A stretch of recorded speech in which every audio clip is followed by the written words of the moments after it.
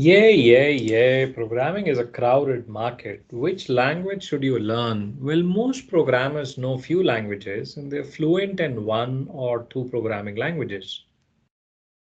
Python is one of the most widely used language today. Why? Because it's very easy and it's very powerful. It's easy to learn. You will be surprised to know that some of the websites like YouTube, Instagram are built using Python language. It's also a language that's very portable. Your Python program can run on Windows machine, it can run on Mac, Linux, Android, iOS the same way. That is so cool. If you have existing website or software written in another language like .NET or Java, Python also makes it very easy to integrate with your existing software. Moreover, Python as a result of an open source community has very, I would say, extra large variety of libraries for business operations, engineering, mathematics, game development, file processing, or even artificial intelligence, making it an excellent choice for programming. Let's see where this interesting name Python came from.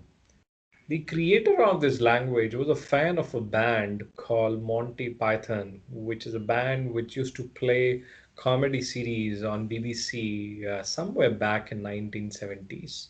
So I guess he was in love with the band and also named the language as Python. Now let's explore what does it mean when I say it's portable. Technically, Python is interpreted versus compiled. The Python programs have .py extension like a Word file has .doc.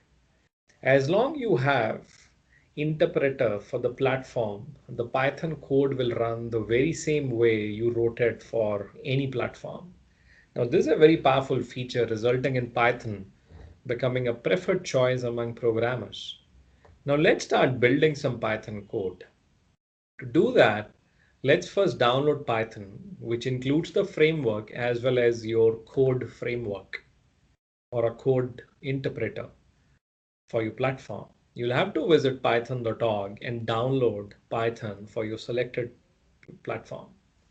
You can write programs either using a command line or you can use an integrated development environment, which is mostly called IDE, like Visual Studio are very popular for Python as PyCharm.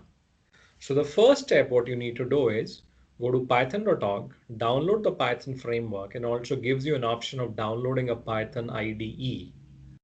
What I have done and what you will see in my videos is I've used Visual Studio as my preferred IDE and downloaded the Python framework onto it.